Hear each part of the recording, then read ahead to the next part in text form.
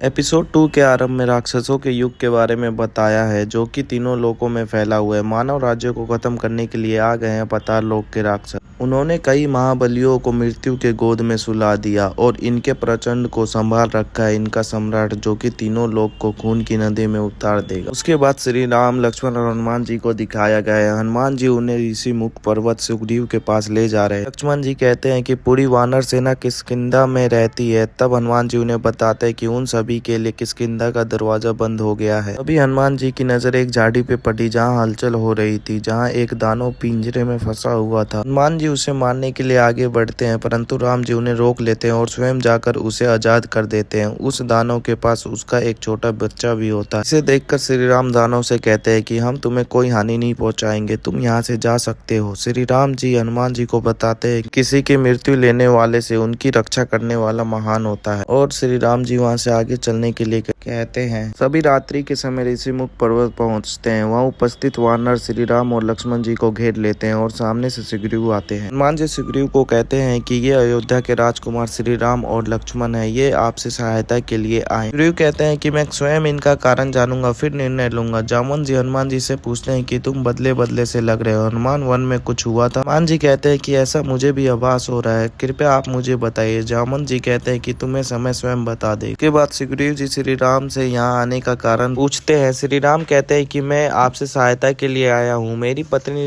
राजकुमारी सीता का अपहरण किसी महाबलवान दानव ने कर लिया है। हमने पूरा वन छान मान लिया, परंतु हमें कोई सबूत नहीं मिला। उदारता के किस्से हमें यहाँ लाई है। वहाँ उपस्थित सभा जनक में से एक बोलता है कि तुम तो मदद ऐसे मांग रहे हो जैसे बदले में हीरे मोती दोगे, परंतु तुम्हारे पास तो श्री राम जी कहते हैं कि मेरे पास मेरे प्राण और मित्रता का प्रस्ताव है। श्री राम को सुग्रीव के प्रति झुकता देखकर लक्ष्मण जी कहते हैं कि भैया हमें किसी की मदद की जरूरत नहीं है, हम दोनों स्वयं सीता मैया को खोज लेंगे। उनका भाई प्रेम देखकर कहते हैं कि और बाली में भी ऐसा ही प्रेम था। यूँ बताते हैं कि कुछ लोग दानव से युद्ध करते करते स्वयं दानव बन जाते हैं। राम जी सुग्रीव से उनकी कहानी पूछते हैं। सुग्रीव बताते हैं कि ये बात तब की है जब बाली, एक मायावी दानव ने बाली को युद्ध के लिए चुनौती दी। बाली अपनी प्रजा की रक्षा के लिए उसकी चुनौती को स्वीकार कर लेता है। फिर उन दोनों में घनघोर युद्ध होता है। दोनों अपनी पूरी शक्ति से युद्ध करते हैं। बाली की शक्तियों के आगे वो टिक नहीं सका। बाली के क्रोध से बचने के लिए वो मायावी एक गुफा में जा छिपा और मैं और बाली दोनों उसके पीछे चले गए। बाली उसे खत्म करने के लिए वो भी गुफा में चला गया। फिर हनुमान जी बताते हैं कि सुग्रीव बाली के आदेश पर गुफा के बाहर कई सालों तक प्रतीक्षा की, परंतु वो नहीं लौटा। राजा के बिना राज्य संभव नहीं होता, इसी कारण हमने सुग्रीव को किष्किंधा का राजा बना दिया। जब बाली लौटा तो उसने सुग्रीव पर राज्य छीनने का आरोप लगाया और अपने राज्य और सुग्रीव की पत्नी रोमा पर अपना अधिकार जमा लिया और सुग्रीव को बंदी बना लिया। सुग्रीव कहते हैं कि मैं रोमा को चेहरा दिखाने के योग्य भी नहीं रहा, काश मेरे बाजुओं में इतना बल होता कि मैं बाली से युद्ध कर सकता। जामुन से सुग्रीव को बताते हैं कि आपने सही निर्णय लिया, क्योंकि राज्य के लिए प्रथम उसकी प्रजा ही होती है और आपने ऐसा ही किया। हनुमान जी सुग्रीव को बताते हैं कि श्री राम बाली को मारकर हमें घर लौटने में सहायता कर सकते हैं। तब सभा में उपस्थित एक सभा जनक कहता है कि इनके पास तो कोई सेना भी नहीं है, तो ये कैसे बाली को मार सकते हैं जिन्हें हमारे महाराज सुग्रीव भी नहीं मार सके। सुग्रीव श्री राम से पूछते हैं कि कैसे सामना करोगे बाली का, तुम तो केवल एक साधारण मनुष्य हो। तब श्री राम अपने धनुष से एक तीर को छोड़ते हैं जो कि अनेकों वृक्षों को काटते हुए वापस आ जाता है। सभी को श्री राम की शक्तियों पर भरोसा हो जाता है। सुग्रीव अपने सभा जनक को आदेश देता है कि वो आभूषण दिखाए जो कि हनुमान जी को मिली थी। लक्ष्मण जी आभूषण को देखते ही पहचान लेते हैं कि ये माता सीता के आभूषण है। तब सुग्रीव जी राम जी को बताते हैं कि आपका सामना अंधेरे के राजा राक्षसों पर राज करने वाला रावण से है, जिसके नाम से तीनों लोग कांप उठते हैं। श्री राम कहते हैं सुग्रीव मुझे रावण के बारे में बताइए जिसका अंत मेरे हाथों होगा। यहीं पर एपिसोड 2 खत्म हो जाता है।